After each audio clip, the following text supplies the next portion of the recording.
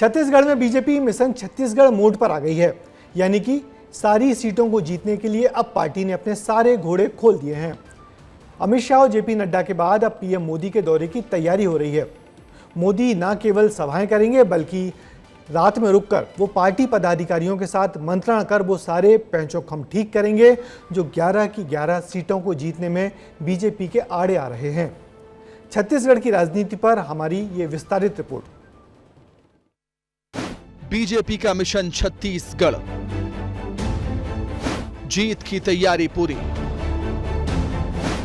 BJP के 3 बड़े नेताओं ने उठाई जिम्मेदारी।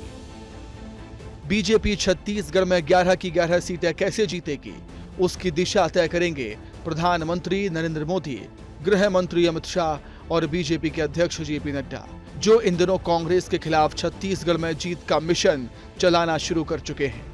तीनों नेता 3 दिन में छत्तीसगढ़ की राजनीति बदलने का काम कर रहे हैं। रविवार को अमित शाह रायपुर पहुंचे, जहां वो रात भी रुके। इससे पहले अमित शाह छत्तीसगढ़ में विधानसभा चुनाव के दौरान रात रुके थे। तब माना जा रहा था कि बीजेपी छत्तीसगढ़ विधानसभा चुनाव नहीं जीत पाएगी, मगर अमित शाह के इन दौरों ने सब कुछ बदल कर रख दिया था।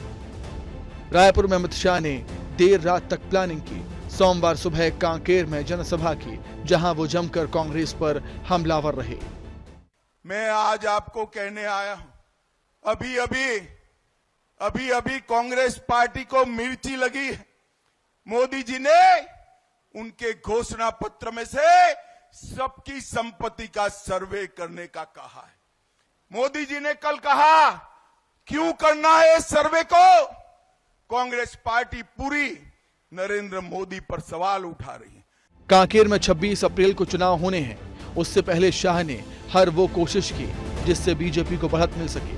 दरअसल पहले फेज में छत्तीसगढ़ की 1 सीट बस्तर पर चुनाव हुए, जहां बस्तर लोकसभा सीट पर पिछली बार 66.19% वोटिंग हुई, तो इस बार बढ़कर 67.56 तक पहुंच गई। छत्तीसगढ़ में लोकसभा में बढ़ती हुई वोटिंग का फायदा बीजेपी जमकर उठाना चाहती है।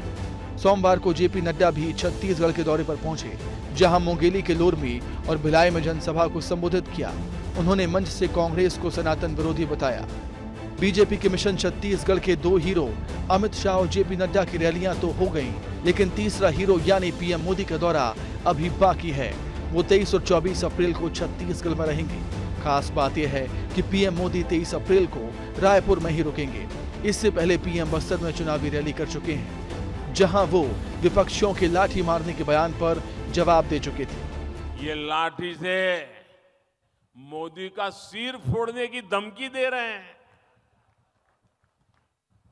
मोदी गरीब का बेटा है, सिर ऊंचा रख करके चलता है। पीएम मोदी, जेपी नड्डा और अमित शाह की तिकड़ी छत्तीसगढ़ में 11 की 11 सीटों पर सेंध लगा सकती है, जबकि बीजेपी के पास पहले से ही राज्य में 2 सीटें हैं। अगर 2 सीटें और बीजेपी जीत जाती है तो 400 पार के नारे के करीब एक कदम और आगे बढ़ जाएगा।